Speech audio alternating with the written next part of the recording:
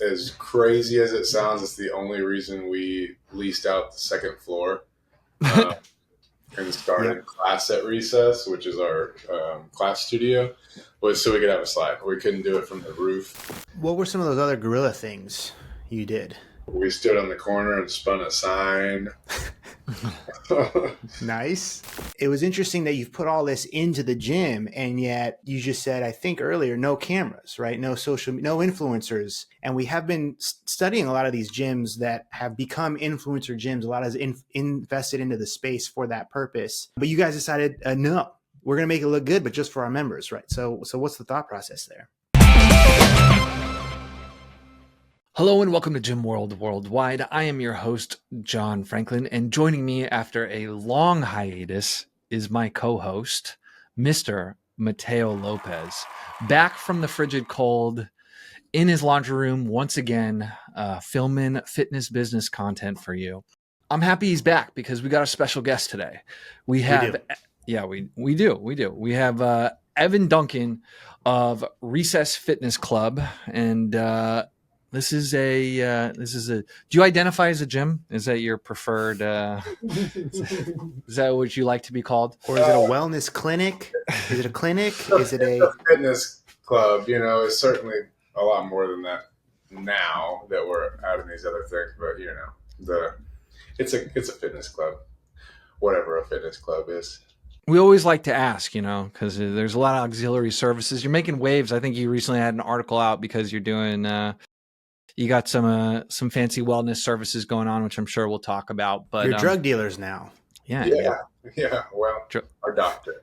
It's like in the drugs. So yeah, tell me a little bit about Recess for people who are unfamiliar, may not know who you guys are, what the concept is. Yeah, so Recess, as the name implies, is meant to represent that hour of the day we've been missing since we were kids. And it was an hour that represented being outside in the natural light with friends and you come in after an hour and you're all sweaty and you got a workout in, but it didn't even feel like you were working out. And it was a special time of day that everyone looked forward to. And I think, a lot of like what we're lacking now as adults is that hour of the day that we can actually look forward to, being in a place with, like-minded people, that being, a culture that really cares about bettering themselves, and they come to work out. It's not a gym that allows tripods or professional photography in it, because it's a place to come focus on yourself and work out. And a lot of people appreciate that kind of culture and have gotten behind it. And, it's just a special place to be. We try to do all the little things. Well, so I have a question, and I think that for people who aren't watching on YouTube, we're getting a little video tour right now on the share screen of the space. And my first question was, there's a giant golden slide into the gym. Does it work? Is it functional? Yeah, man. It works. It's functional. We, Recess has got to have a slide. So, as crazy as it sounds, it's the only reason we leased out the second floor and started class at Recess, which is our class studio, was so we could have a slide. We couldn't do it from the roof. And so we're like, well, we're going down, and I guess we got to get the other floor and drill a hole in it and connect the slide. It was like a 2.5 year project. There's obviously no building codes around slides, so we ran into a lot of hurdles. The slide ended up being incredibly expensive. I was going to ask. I need to know what a golden slide costs with the LED lights in the middle. A lot of money, but we'll never recoup our loss on that. But is it more or less than a luxury car? Yeah, it's the way that everyone gets into their classes. So you slide into class at recess, and it's freaking cool, man. I just really wanted That to. is very cool. Wait, so you have to go down the slide to get to class? Yeah, I mean, there's a door downstairs, but you got to check in upstairs. So usually everybody, Yeah. I mean, the slide is right in front of my Oh my god. office, which is right behind the front desk. Uh, so yeah, you just check in, and then and it's actually pretty quick. We they had limited room to work with, and so that was a big part of it. Getting structural engineer out, it can only twist a certain degree, it can only drop a certain degree, and I mean they had to go through you know a lot to fit this in between all this structure of the building. Wow. Worth it. Explaining this to your insurance company too probably was awesome. Yeah. Trying to get that underwritten. Well, one other thing you mentioned, like this is such a statement piece, and we're going to talk more about the space and the bathrooms, the LED lighting, everything, how beautiful it is. But it was interesting that you've put all this into the gym, and yet you just said, I think earlier, no cameras, right? No no influencers can be posting up. And we have been studying a lot of these gyms that have become influencer gyms. A lot is invested into the space for that purpose. Yeah. But you guys decided, no, we're going to make it look good, but just for our members, right? So what's the thought process there? Yeah. We have this old saying, like no more tripping over tripods. And ultimately, recess is a place to work out, right? It's a place to come and get stuff done. In my experience, those setting up a tripod and photography and doing all these things are rarely making the best use of their time in the gym. They're taking up space.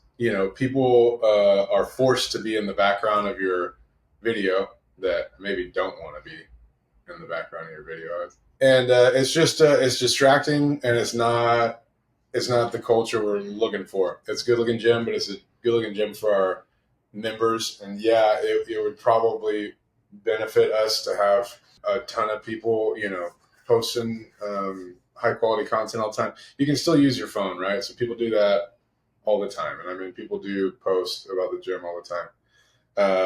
What we don't want is people coming in here on a day pass from out of town with their setup, coming to work out. It's not who we are. It's not what's most important to us. And we're at a point now, anyhow, where we can't take any more members. We capped our memberships last year, early on, which I'd never really heard of a gym doing. We're getting to the point where we're mainly focused on selling day passes to the gym, which is something that we came up with when we capped the memberships previously. We're like, how do we get more people in here at the less busy times? So from 8 to 4, you can buy daytime, not a day pad, daytime membership rather, and get access from the gym from 8 to 4, and you save $20 on each membership. So what's the cap at an 18,000 square foot gym? Was 21 with the second floor. Yeah. Some general maybe idea, how many classes you have? What are the caps? What's the schedule like?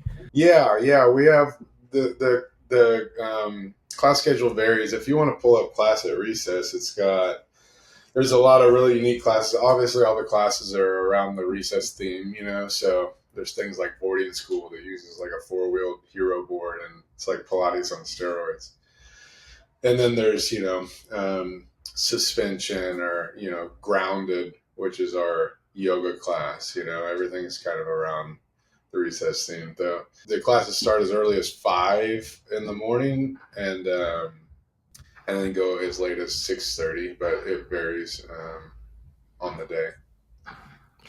And so I saw above, this used to be an LA Fitness, right? 24-hour fitness. Yeah. Where was it? This video is what it used to be. So was it like a failing location that was shutting down that you took over, or did you buy these guys out? What was the... Yeah, that goes into kind of like the origin of Taylor and I in recess. Taylor and I had been working on a gym concept called City Gym uh, for years. I probably spent 4 years pitching to investors trying to raise capital for my own gym concept. And then, nobody wants to invest in gyms. And, or so it seemed. And so Taylor and I, eventually we were leasing space out of independent gyms. That was actually how we met 11 years ago. And we were running pretty successful personal training companies. And we just got to talking one day. And I really wasn't looking for a partner. But I mean, in hindsight, I could have never, ever, ever done this on my own. So I'm so glad. But, we started small, looking at smaller spaces just to get out of our current gym and bring our own business over. And, we would essentially be paying the same. I was paying something like $3,200 for me and all my trainers to train out of an independent gym. And then, the place would fall through. And then I always thought 20,000 square feet was like the perfect size for what we wanted to do. And so I kept bumping up, and we look at a 7,000 square foot spot that fell through for one reason or another, and then 11,000. And then we came here, and 24 Hour went out of business during COVID, and they basically locked their doors, didn't tell any members or any staff about it. So a lot of the staff who had access came in and stole some of the equipment and everything. But we came in, this place was 32,000 square feet. I went to the 24 Hour Fitness before. I didn't like the place. I didn't like the location.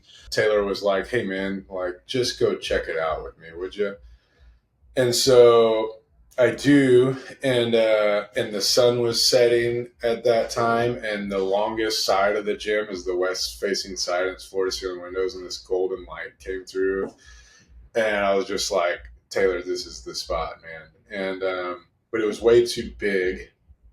And we were nobodies, right? I mean, I had run my personal training company for 9 years or so. And then, and Taylor, had been doing personal training, running his personal training company for a while, but we were nobodies. We had no idea what we were doing. We just thought we had a good idea. And 4 days after meeting with the guy, this was December 2020, COVID was still up in the air. Nobody really knew how it was going to play out, and we signed a 10-year lease 4 days after meeting the landlord and checking the space out. And then originally, we covered up the stairs going to the second floor where they had, the rest of their square footage. And we were going to take 14,000 square feet and build a demising wall up here on the top floor. After a little while, they hadn't built the wall yet, and we said, hey, you know what, we just want to take the rest of that side, so we took the whole 18,000 square feet on the top. What was it, maybe 2 years in was when we extended our current and signed a new 10-year lease downstairs for class at recess. So that's the 3,000 square feet. Studio. Yeah. Really cool studio. I mean, Taylor and I started, you saw what it looked like. We started from scratch, and we really didn't have any money. Side note, we had like 18 signed contracts from independent personal trainers that we were very close friends with, who were like, build it and we will come. That's what we did. And we were counting on them and their 180 clients coming over and them paying rent, and that was our safety net as we built up memberships. And then not a single one of them came over. And so there was many a times, I mean, our front desk here, like Taylor and I built that, like all the lights in the bathrooms were existing lights that we went to Home Depot and bought some mesh and cut and riveted this mesh and like put a new plug in Edison bulb and like did all these things on our own because we didn't have any money. And I mean, the gym did not look like it does now when we started. We did paint and lighting because that's all we could afford. And then we just put every dollar that we made back into the gym, and did everything that we could ourselves. So you self-funded? Did you have investors? I know you mentioned that earlier. Yeah. It was all you guys? Yeah. Well, but you guys had a outdoor concept before, right? Yeah.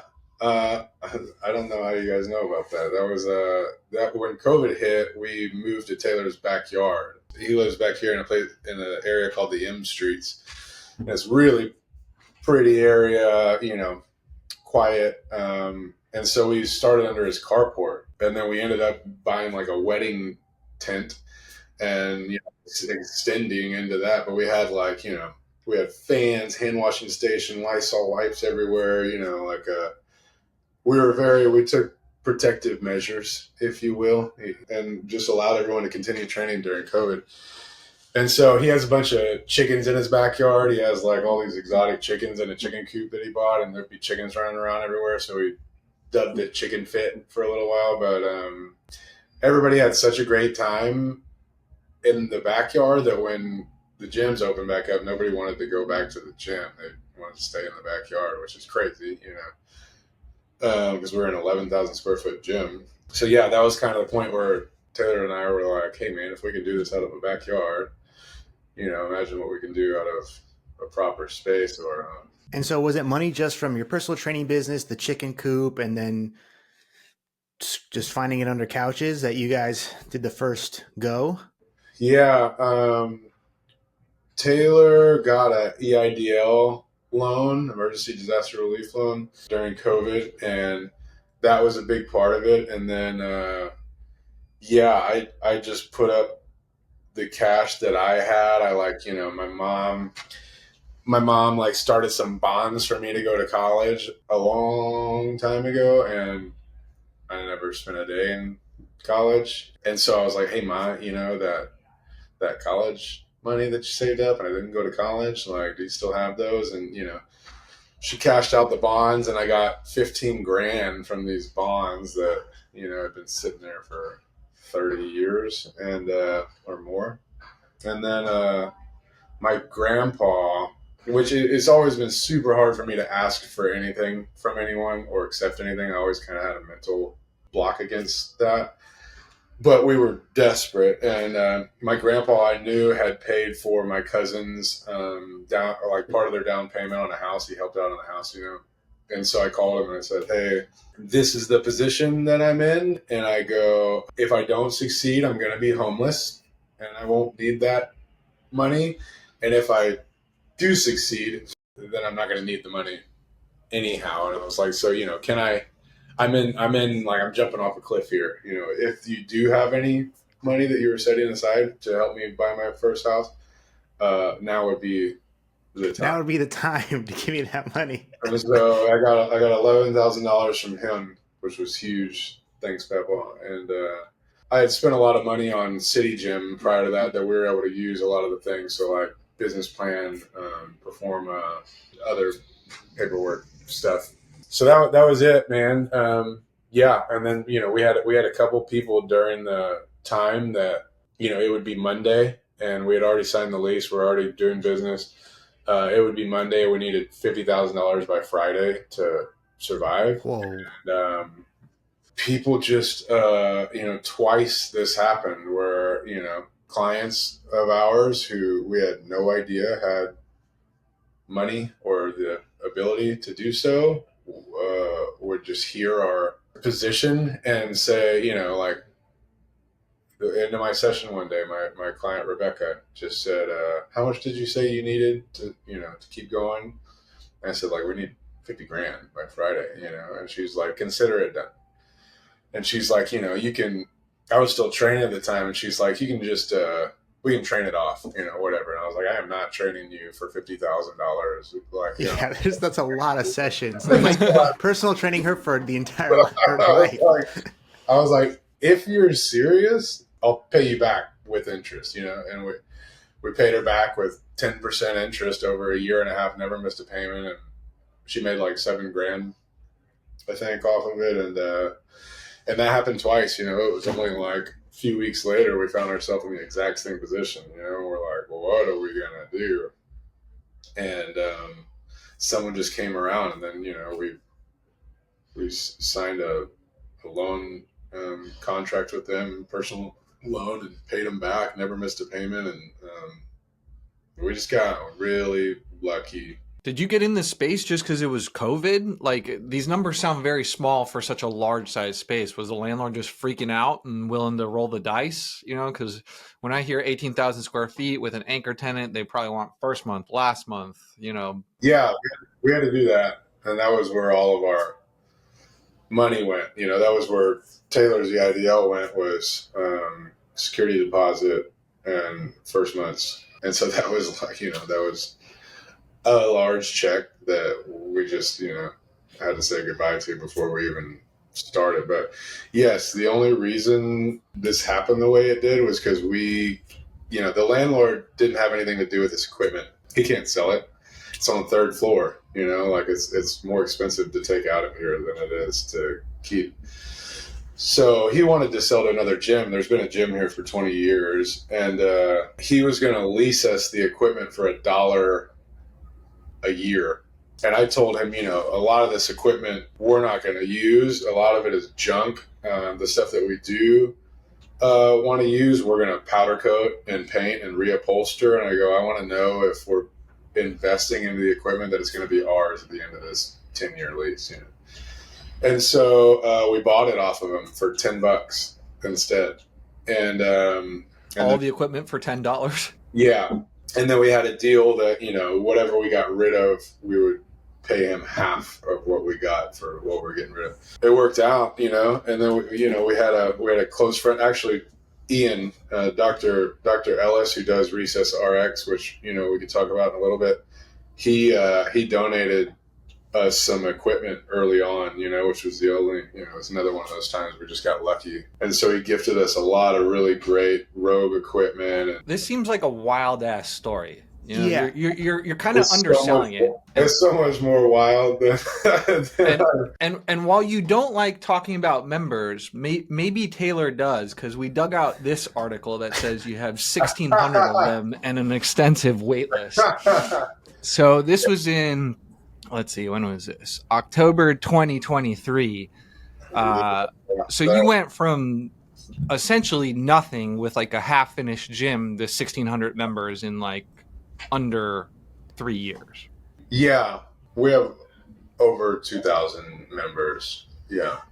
And so, like, it wasn't because, from what you're like, okay, that makes sense if the gym started out looking like this is an absolutely stunning gym. But what you're telling me is it did not look like this in the beginning.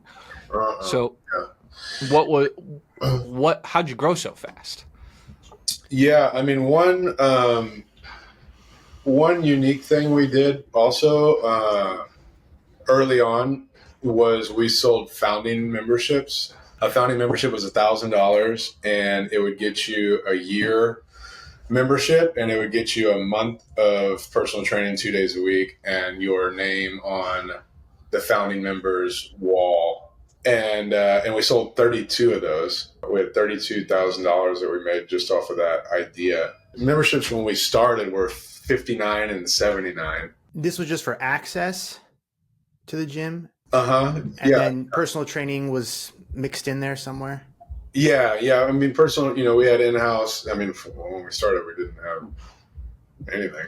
But, you know, now we have in-house trainers. We have independent trainers that lease space from the gym. But it was you and Taylor doing personal training plus anyone who was getting the $59 a week or $59 a month. Yeah. I started weaning myself off of personal training right before Recess started. So I would have my trainers, you know, training those folks. And essentially it would, you know, all the trainers make half of the session price. And so it was costing us, you know, the business half to train these people. And then, you know, as far as a year membership, like we just wanted bodies in the gym really at that point. So it wasn't, but yeah. And then I, you know, honestly, I don't even remember who the first, I mean, I guess our people were some of the first Recess trainers too, but I don't even remember how it happened. I don't even remember how the next random person came in, or they just came through the door. I mean, we had people showing up thinking it was 24-hour fitness still and walking through the door with their 24-hour fitness badge, you know. And I mean, they had been sitting here for a year when we came in, you know. Place it was gross. So it sounds like you had a roster of trainers then from your other businesses that you were bringing in. But Yeah, none of I mean, them came, right? Wasn't that I what had you said? three. You know, I had an all military veteran personal training company called Tough Fitness, and I had three trainers. Taylor had a personal training company called Butchered Bodies. I believe he had three or four trainers, and so yeah, that was who we came over with, and then our own book. They came over, they had a book of clients, and then you're now removed and I guess I'm assuming selling memberships, using your time to sell I kept memberships. training. I kept training for a while. I just I wouldn't take on additional clients, so I was still training for a while. But yeah, we didn't have a front desk. We didn't have any staff at all. So it was Taylor and I doing everything. You know, managing the trainers, managing the front desk. It was obviously a lot different than a lot less people coming through the door. Some of the ways, you know, we left off with like growth. One of the little hustles that we did was I would get on Instagram.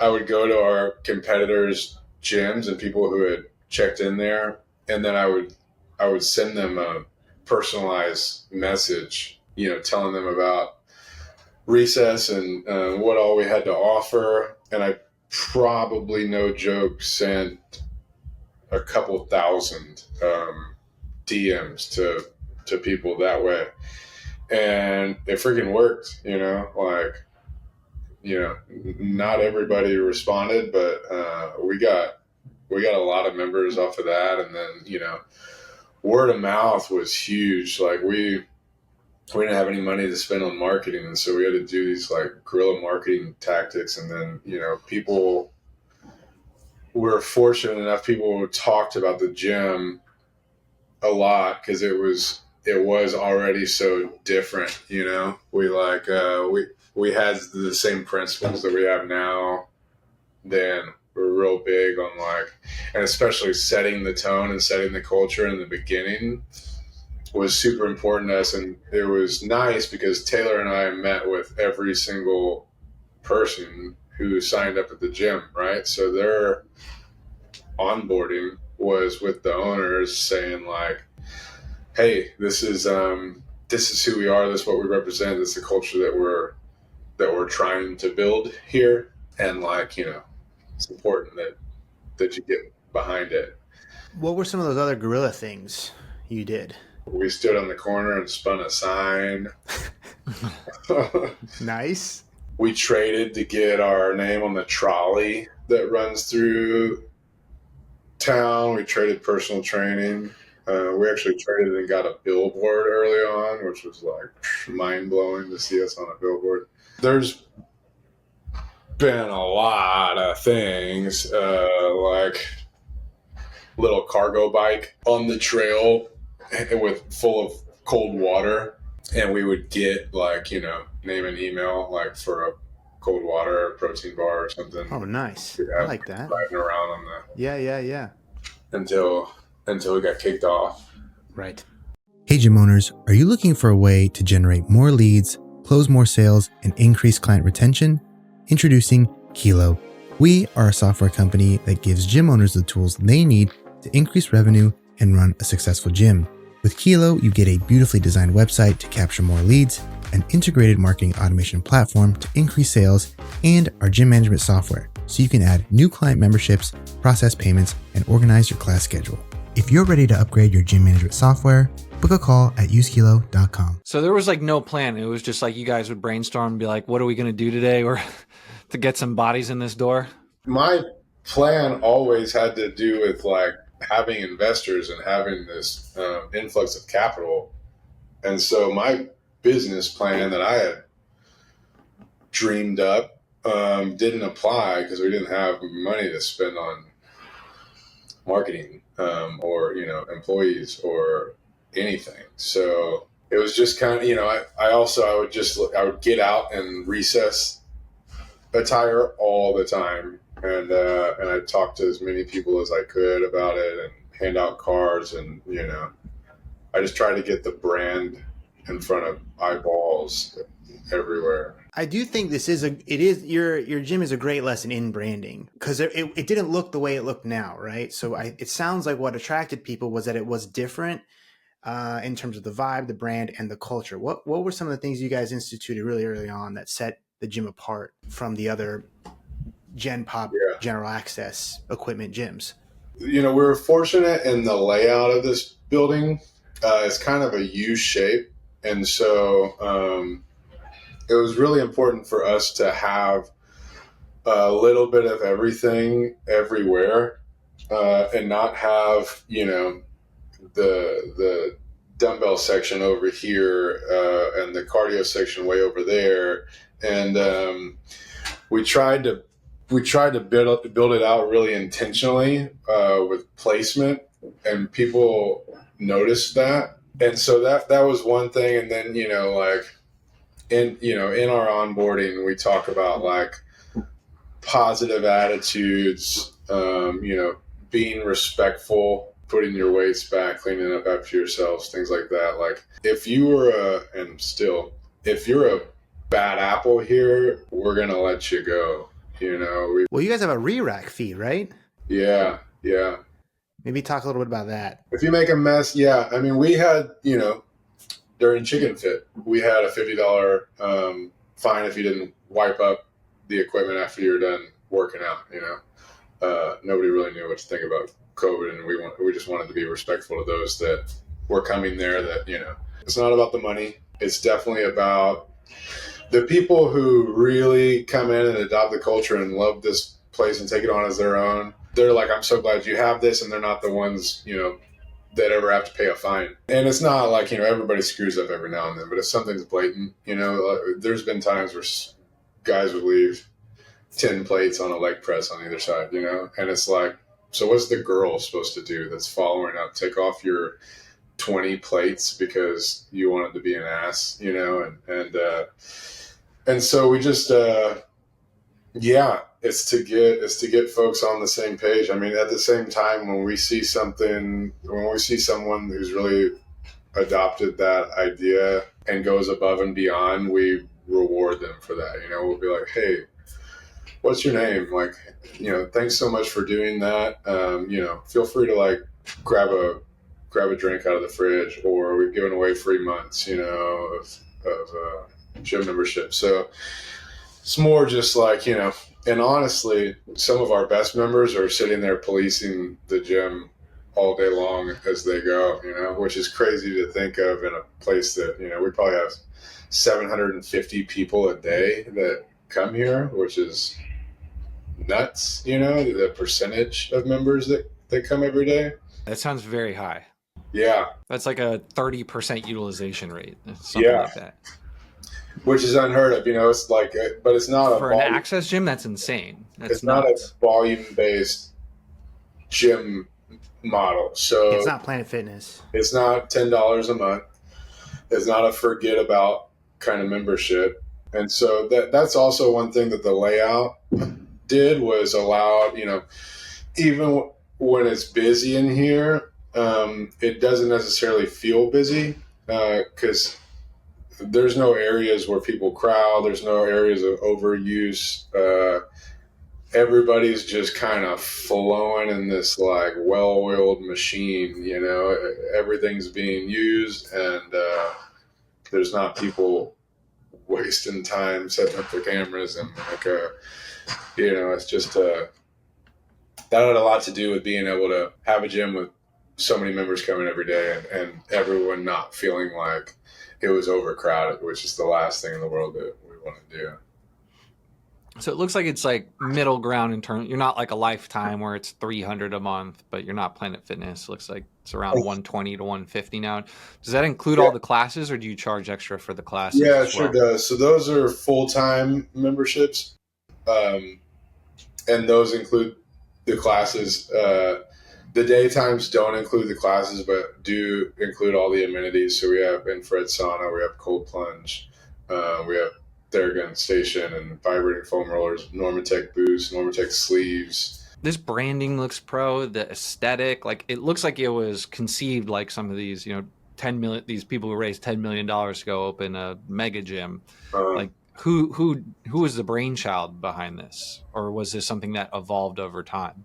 yeah, Taylor came up with the name, and at first I wasn't crazy about it, and then I slept on it a day, and then I woke up the next morning and I was like, I love this name. It's really great. You just know what to expect. As far as the aesthetic, I think a lot of my ideas for City Gym were similar to this, with, instead of brush gold, I had like copper, and it was slightly more industrial. And so when I was showing Taylor all this stuff, he was like, yeah, man, that's exactly how I see a gym, going. And Taylor really has like an incredible design mind. Like he should have, especially with lighting, he should have made a living out of that. I guess he did, but he's really great, and then we just complement one another. So I'm like more fine-tuned little things, like I picked out all the artwork, and like we have a lot of like black and white artwork and brush gold frames. We'll just come up with something, and then it goes back and forth until it just becomes something really great. But yeah, we never hired anyone to design this gym. We designed every inch of it ourselves. We've essentially touched every inch of the gym, but it's classic, cool, it's timeless. It's, lighting was huge. We wanted a lot of natural light. We didn't want you to feel like you do in most gyms, which is, be under fluorescent lighting and like, you leave the office just to go work out, take that hour of the day for yourself in a place that feels like an office. And so, we have all 3,500 Kelvin LED lighting, lots of natural light, and then just like, a lot of wood. Matter of fact, we're getting these new wood panel sightings, where we had, if you could, some of the videos, you could see the stainless, like steel 4-foot high kick plate kind of deal. All those are getting replaced with this beautiful like red oak wood. The gym's fixing to just like really pop and set off. And I mean, that's the front desk we built. But when we started, we realized that we weren't it yet, and we made a promise on our website to always take customer feedback and always improve. It'll be a gym of constant improvement, and that's, I mean, anybody who's been here long enough has seen that happen.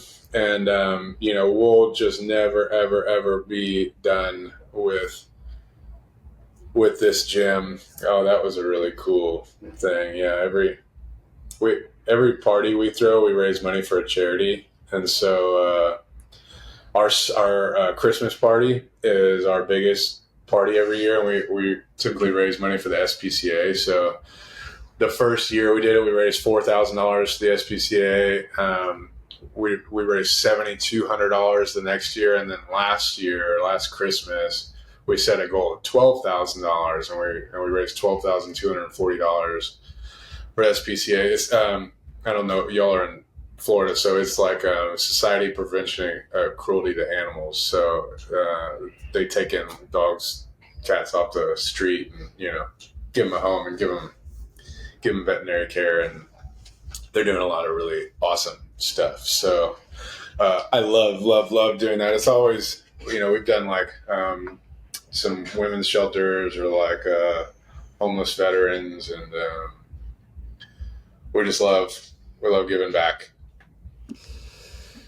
Unrelated topic. So we've been cruising up and down this social feed for a while, and everyone in this social feed looks like a model. Like, do you just happen to only train hot people, or is this curated here?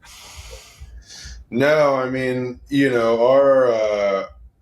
our media team tries to really get a little bit of everything. They've been instructed to do so.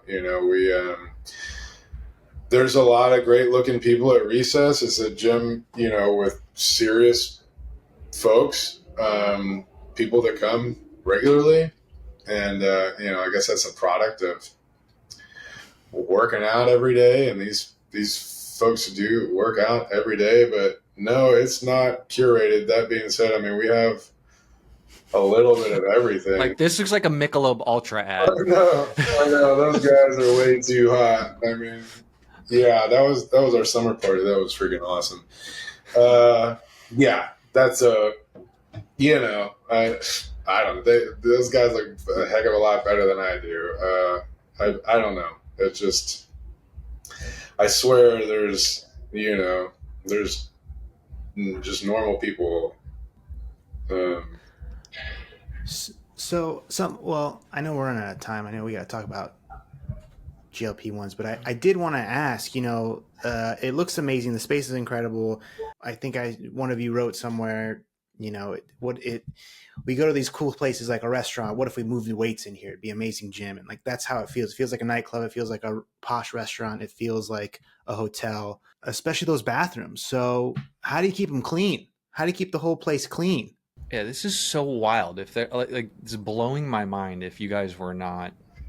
Yeah, that's if this isn't a designer, like where did it come up with? Like, it's so nice. It looks like those are live moss walls too, which is really really. So what's the question? Where do we come up with a designer? How do we keep? Well, that was John's question. No, I want to know how you keep Taylor it clean. wants to know how the bathrooms are clean. I want to know how you keep it clean, especially if you have people who are seriously working out. Creatine farts do not smell good. So, how do you make it look and smell nice like this? Well, we can't smell it from here. It may smell like ass. Man, it does smell great. We have oil diffusers in the HVAC system, and in each locker room, eucalyptus shower spray. So it does smell good, usually. How do we keep it clean? I don't know, man. People do a good job of cleaning up after themselves. That's number one. Taylor and I clean all day long. We're not like I plunge toilets regularly, and still, and it's part of it's part of running your own gym. But maybe there'll be a day where I'm done plunging toilets. But I don't know, man. We have a cleaning crew that comes every night. It's obviously very expensive to clean this place because it's big. But our front desk staff and our trainers, and we try to get everybody on the same page. If you see something, help out. But yeah, honestly, I just got to put it on the members, because if everybody acted like they do at LA Fitness, or some of these other gyms, the place would be a mess, and it would be. And I think when you have a few bad apples, it affects everything, and people think, people see something, they think that that's okay, and then they start following suit. It's also the opposite is true, right? It kind of feels weird to leave a mess in here because the gym is so tidy. You always know where everything's at. And so that's just one thing that I always said back when I was giving tours every day. It was it's just one of those gyms that feels weird to make a mess in, because you see what everyone else is clearly doing what they ought to be doing and leaving the place, better than how they found it. And so, yeah, I guess that's how we keep it clean. We just got a great culture of people here, to help. This is giving me flashbacks to talking with Joey Welling. Do you know Joey Welling at Ethos in Charleston? Oh, well, you guys should know each other, because cool. He also runs a very successful, very beautiful, very monster gym. And when you talk to him, he really downplays and makes everything sound like it was just, kind of like an accident. It's the culture. It's the members' fault we have 2,000 members. That's funny. Yeah, I think you guys would like each other. So, yeah, we're running onto the shoulder of time here, but you recently made the news because you started dealing drugs, as Teo said. Maybe tell us a little bit about that, because it's pretty It's pretty unique for independent gyms to start doing that. It's really cool. Recess RX. So we're doing GLP-1, medical weight loss, TRT, peptides.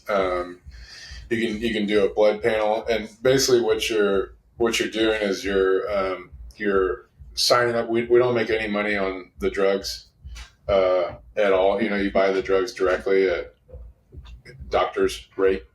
They come directly to your house, but you have this stud who, you know, you can read his little. Oh, that's not his bio, but he was like summa cum laude at Colorado, like University of Colorado School of Medicine, which is like one of the premier universities for medicine. He's an ER doctor that Taylor used to train. When Taylor met him, he had 40% body fat, and then like 2 years later, he competed in a natural bodybuilding show. And you know, and looked great. Now, you know, he's certified personal trainer just cause, and he just loves working out. He's a really great guy. So you have 24/7 access to Dr. Ellis, right? And so unlike, you know, some of these other GLP-1 and, you know, people that buy their own testosterone online and, you know, follow like bro code from Reddit or something to further, you know, you have someone who's telling you how to eat, telling you how to exercise, which are two very important things, especially with GLP-1, things that people screw up, which is giving the drugs a bad rap. He's actually taken GLP-1s himself, you know, and he understands fitness, he understands diet, and so you always have access to him, asking questions, saying this is how it's going. You know, you have weekly check-ins, and so we're trying to bring all things wellness under the roof of Recess, right? Even in the future, we're looking at bringing in like a psychiatrist or like a therapy that you can bounce off into like a side room, or like, you know, have access to a therapist, you know, either like on site or remotely, just because the whole mental thing is like, you know, also another big part lacking from the gym space. And, you know, one thing I wanted to do with City Gym was bring like meditation into the gym space. I'd still love to do that. It's very hard in a gym that's, you know, all day long, to have a quiet space. It's something that I think is super important. It's the one thing missing. You know, people can get their diet right and exercise fairly regularly, and then, you know, go out into traffic and like get road rage and like, you know, spike their cortisol and like ruin, you know, their results and ruin their mental. And so we're just trying, you know, there's always something else, and we're just trying. The biggest thing that we can offer, our biggest focus is just value, and it's like, how do we just cram more value into what we're offering? You know, little things like we soak like towels and like eucalyptus water, you know, like oil, and fold them up, and then we'll hand them out, like put them in a fridge and hand them out to our members, you know, that are like at the end of their workout or at the end of their cardio session or whatever. It's like, and that's something so easy. It's so easy to do. It's so simple, and but it goes such a long way, you know. Things like, you know, calling members by their name, like noticing when people have like events or birthdays, and like if somebody's been gone a little while, you know, we check in with them. And so we just try to think constantly like, how do we just give more? We'll have like competitions, like you know, weight loss competitions, and I mean the prizes are like significant. We sent a guy and his significant other on like a 4-day trip, all expenses paid, to Mexico for like winning a fitness competition. You know, we'll do like, there's a golden kettlebell right there. We'll we're fixing to do our second kettlebell hunt, and so we hide it somewhere in Dallas, and then we give out hints, like every day or every other day, a new hint as to where it's at, and the winner gets $1,000 and a year membership to gift to someone. So we just we do like fantasy football, which I'm not into. I think it's silly, but we do that, and we have a winner, and we'll give out a recess trophy, to the winner, and so it's just cool, man. It's cool. It's cool culture. Like if you go to that Christmas party, you can see like the when we raised $12,240 for the SPCA. In the Christmas party looks wild. few weeks. Yeah, man, we had a reindeer, full blown reindeer with a real animal in the gym. We had to ride up the elevator, and we like to have fun, and everybody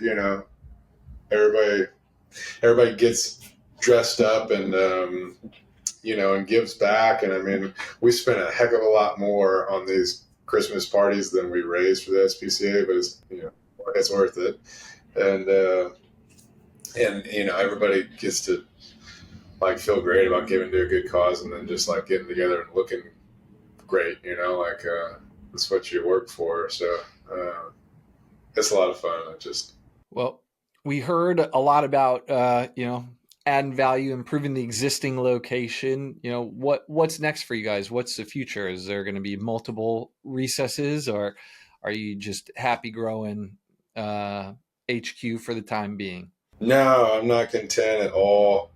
I'm happy, but I wanted another location by now. We've been looking at Frisco for a while now, just north of Dallas. We have a spot picked out. We've run into hurdles, of course. We're trying to work through those, but no, ideally, we'll probably open 5 locations in Texas, and then probably sell and go do something else together. I don't want to run a gym the rest of my life. It's been fun, but I've been in the industry for a long time now, and Taylor and I just feel like we could throw some ideas into a hat and pick one, and run a successful company together. We just do well together. So I don't know what's next, but I need to build like 4 more of these first. So well, we will certainly be following along on the journey, and if other people want to follow along as well, where do they go? Yeah, Recess Dallas on Instagram, recessdallas.com, and we have a podcast too, Sandbox Sessions. It's on everything, and if you are curious, our first podcast was over our story and how Taylor and I met, and it goes way more in depth than we got here. Is it's an hour long. But that's really great. That was our first episode, and so and then there's also Dr. Ian Ellis is on there on our last one, and talks a lot about, and you can see like what a G he is. He's just a awesome guy and a great doctor, and like incredibly intelligent. But you could hear him talk about GLP-1s and all these things. That's where or call me. And Teo, where do people go? They want to find us. They can like and subscribe to Gym World Worldwide. They can also go to usekilo.com and learn more about what we have to offer to the gym world. We can help you with your website. We can help you with your marketing automation, and we can get you some sweet gym management software to help you save time so you can make more money. And that's where you can find us. But we can't get you a billboard. We can't get you free waters. We're not going to spend a sign for you. No one's asked for it. We've never tried to offer it. All right. Well, you email Mateo@usekilo.com if you need help with a billboard, barter, or handing out waters at your gym. He's here to help. See what happens. Yeah, we'll just see what happens. Well, Gym World, it is difficult finding interesting gyms like this every single week to bring to you, getting them to tease out a bunch of little nuggets. And there were quite a few good ones this episode. So if you got value, share with the gym owner in need. And we will be here same time, same place next week. We love you. And go follow these recess guys. This is pretty cool.